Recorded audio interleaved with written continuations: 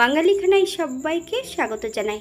আপনারা তো অনেকভাবে নিরামিষ ফুলকপির তরকারি রান্না করে খেয়েছেন। একবার আমার মতন করে সহজ পদ্ধতিতে আপনিও শিখে নিতে পারবেন ছোট ছোট টিপস সহ। তবে আজকে আমি এত তেল মশলা কম দিয়ে কীভাবে নিরামিষ ফুলকপির তরকারি রান্না করলাম, চলুন সেটা একবার দেখে নেওয়া যাক ভিডিওর মাধ্যমে। এতটাই সুস্বাদু হয়েছিল খেতে, আপনি একবার রান্না করলে বারবার রান্না করবেন। আশা করছি আজকের ভিডিওটি ভালো লাগবে। সকল বন্ধুদের কাছে অনুরোধ করছি সম্পূর্ণ ভিডিওটি দেখার। এখানে আমি আগের থেকে একটা গোটা ফুলকপি নিয়ে নিয়েছি। ফুলকপিটাকে কেটে ধুয়ে পরিষ্কার করে নেব।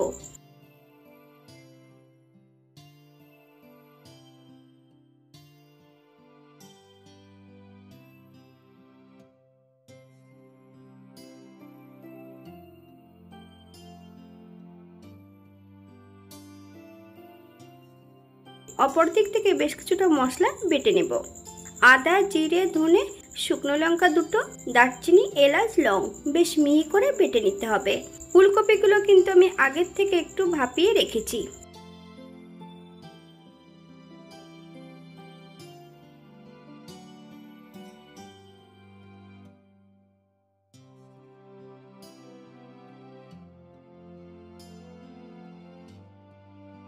একটা কড়াইতে বেশ কিছুটা সর্ষের তেল অ্যাড করব।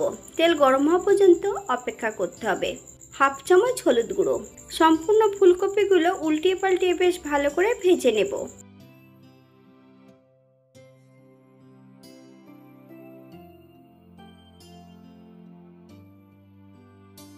ফুলকপি ভাজার সময় কিন্তু লবণ অ্যাড করব না। যদি লবণ অ্যাড করা হয় তাহলে ফুলকপি থেকে নিজস্ব জলটা বেরিয়ে গেলে ফুলকপিগুলো সেদ্ধ হয়ে যাবে।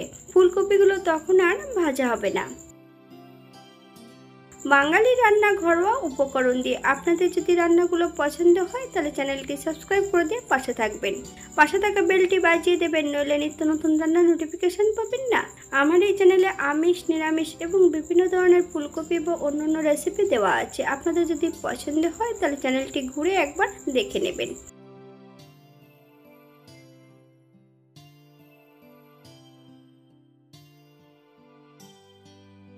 ফুলকপিগুলো ভাজা হতে থাক। অপর একটা কড়াইতে বেশ কিছুটা সাদা তেল অ্যাড করেছি। তেল গরম হওয়া পর্যন্ত অপেক্ষা করতে হবে।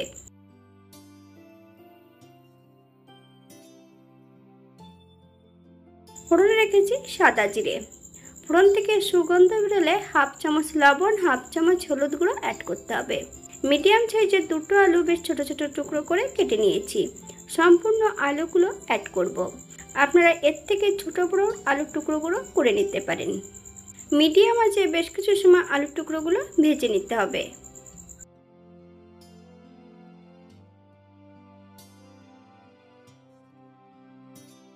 বেটে রাখা মশলার মধ্যে অন্যান্য একটু উপকরণ মিশিয়ে নেব। হাফ চামচ কাশ্মীরি লঙ্কার গুঁড়ো, হাফ চামচ হলুদ গুঁড়ো,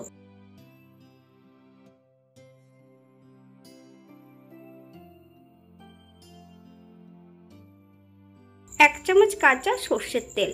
মশলাটা বেশ ভালো করে মিশিয়ে নিতে হবে।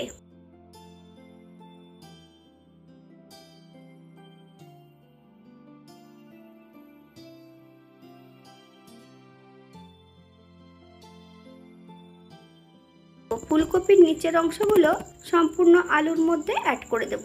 বেশ কিছু সময় ভেজে নিতে হবে।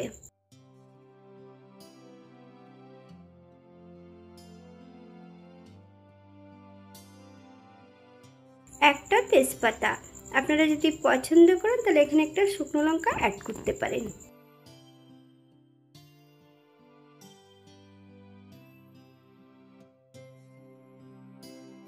বেটে রাখা সম্পূর্ণ মশলাটা অ্যাড করতে হবে। এক টুকরো চুই ঝাল অ্যাড করব। আপনারা যদি পছন্দ করেন তাহলে পরিমাণে বাড়িয়ে দিতে পারেন।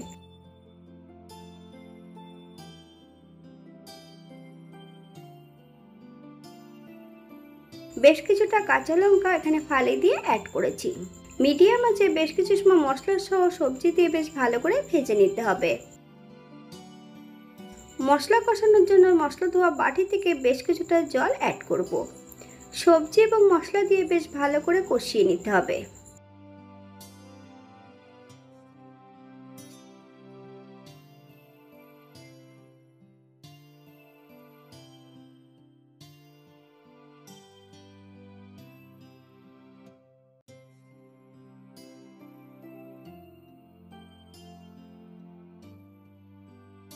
মশলা থেকে তেল ছেড়ে দিয়েছে। সম্পূর্ণ ভেজে রাখা ফুলকপিগুলো অ্যাড করতে হবে। মিডিয়াম আঁচে মশলা সহ ফুলকপি দিয়ে বেশ ভালো করে কষিয়ে নিতে হবে।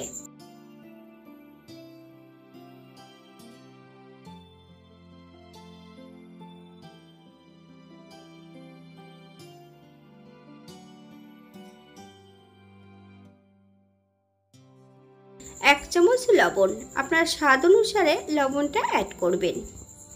আপনারা একবার স্ক্রিনের দিকে ফলো করবেন।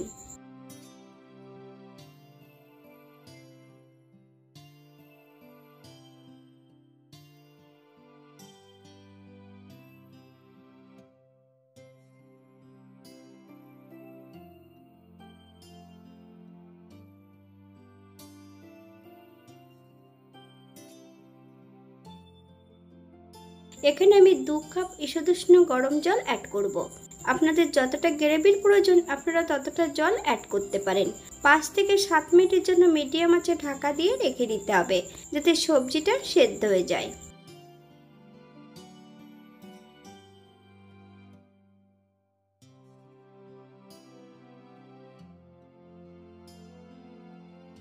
সাত মিনিট পর এই পর্যায়ে একবার চেক করে নিতে হবে যে সবজিটা সেদ্ধ হয়েছে কিনা। বেশ কিছুটা ধনেপাতা কুচি অ্যাড করব। আপনারা যদি পছন্দ করেন তাহলে পরিমাণে বাড়িয়ে দিতে পারেন। 1 চামচ ঘি,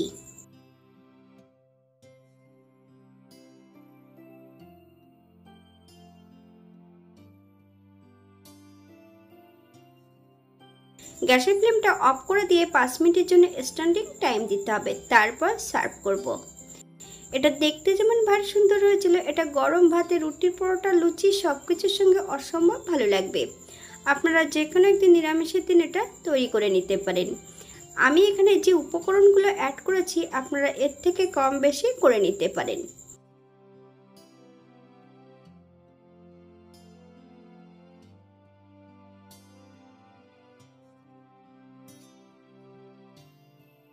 আপনারা যদি পেঁয়াজ রসুন পছন্দ করলে অ্যাড করতে পারেন। আজকের ভিডিওটি এই পর্যন্ত। সবাই সুস্থ থাকবেন, ভালো থাকবেন। অন্যদিন নতুন রেসিপি নিয়ে আপনাদের সামনে আবার আমি হাজির হব। নতুন ও পুরনো সকল বন্ধুদের অসংখ্য ধন্যবাদ ভিডিওটি দেখার জন্য। হাতে যদি সময় থাকে তাহলে একটা লাইক, কমেন্ট, শেয়ার করবেন।